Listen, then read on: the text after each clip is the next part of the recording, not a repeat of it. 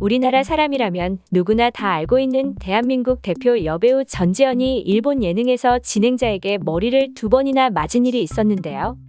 아직까지도 그 논란의 중심이 된 실제 영상과 함께 이해할 수 없는 일본의 문화에 대해 자세히 알아보겠습니다. 전지현은 1981년 10월 31일생으로 1997년 17살의 아는 모델 언니를 따라갔다가 패션 잡지 에꼴의 표지 모델로 발탁되어 연예계에 데뷔했는데요. 데뷔 후 25년이 지난 2022년까지 출연한 영화가 12편, 드라마는 7편, 뮤직비디오 4편, CF가 무려 112편에 이를 정도로 그야말로 CF퀸이라는 별명에 걸맞는 왕성한 활동을 해오면서 한국인에게 사랑받은 대한민국 대표 여배우입니다.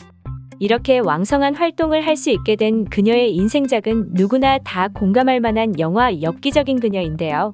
이 영화는 2001년에 개봉하여 당시 무려 488만 명 이상의 관객 수를 동원하며 그야말로 초대박을 쳤으며, 당시 이 영화를 본 한국의 남자들은 차태현이 전지현에게 당하는 온갖 엽기적인 행각들을 보면 나도 전지현에게 엽기적인 행각을 당하고 싶다, 전지현이라면 다 이뻐라는 생각을 불러일으키게 할 정도로 엄청난 신드롬을 일으킨 영화였죠. 당시 생소했던 엽기라는 단어를 대중화시켜버린 장본인이었으며, 그 후 엽기적인 그녀의 아류라고 할 수 있는 영화들이 다수 개봉될 정도로 그 파급력이 무시무시했었습니다. 그리고 2003년 1월 31일 엽기적인 그녀는 일본에서도 개봉을 했는데요. 지금도 그렇지만 당시 일본의 여성 인권에 대한 인식은 가히 봐주기 어려울 정도로 매우 낮은 상태였는데요.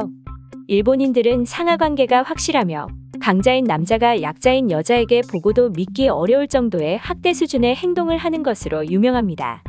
전 세계 어느 나라에서도 볼 수 없는 선진국이라고 불리우던 일본 내에서 그것도 방송에서 버젓이 일어나는 장면들을 보면 처음 일본을 방문했거나 일본 방송을 처음 접해본 외국인들은 충격에 휩싸여 정신이 멍해지는 경험을 하는데요. 정작 일본인들은 이 같은 행위에 대해 일말의 죄책감도 느끼지 못하며 오히려 이것이 일본의 고유 문화라며 생떼를 쓰기까지 합니다. 혹시나 전지현이 일본에서 낭패를 보는 것 아닌가 하는 많은 우려 속에 엽기적인 그녀의 주연 배우였던 그녀는 홍보를 위해 일본을 방문했고 아사히TV의 뉴스스테이션이라는 프로그램에 출연하게 됐습니다. 그녀는 이 인터뷰에서 대만 등에서도 좋은 성적을 거뒀고 엽기적인 그녀뿐만이 아니라 한국 영화가 아시아에 더 많이 진출하는 계기가 되었으면 좋겠다고 말했습니다. 그런데 통역사가 통역을 하는 도중 갑자기 진행자가 일어나 전지현의 머리를 때리는 일이 일어나 버린 것입니다.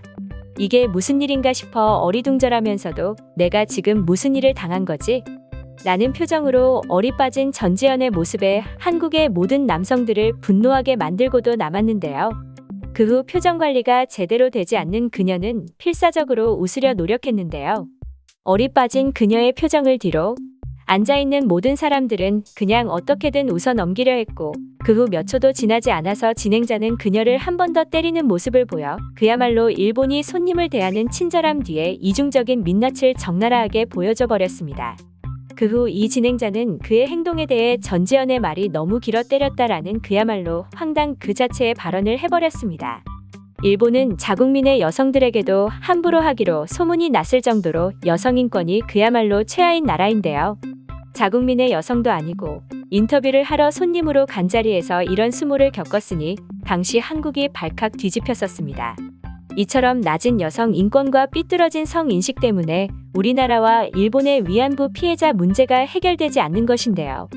일본이 위안부 문제에 끝까지 진정성을 갖고 사과하지 않는 이유가 일본에게는 이 과거가 사과할 일이 아니기 때문입니다. 일본은 지금까지 여러 차례 사과를 하기는 했는데요. 그러나 그것은 진정성을 가지고 한 사과가 아니었으며 국제적으로 논란이 되고 있는 강제동원 여부는 끝까지 인정하지 않고 자발적 참여가 주를 이루었다는 주장을 고집하고 있어 대한민국이 일본을 곱지 않은 시선으로 바라보고 있는 것입니다. 이러한 일본의 행태는 일본 사회에 수천 년간 깔려있던 강약약강의 문화 때문으로 풀이될 수 있는데요.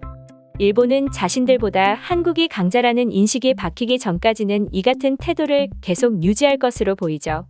바로 옆나라지만 어쩌면 이렇게도 모든 문화가 다른지 다시 한번 느끼는 순간이었고, 하루빨리 우리나라가 일본을 멀리 추월하여 일본이 자발적으로 한국에게 머리를 숙이는 날이 오기를 기대하겠습니다. 오늘 준비한 영상은 여기까지입니다. 영상이 재밌었다면 구독과 좋아요 부탁드립니다.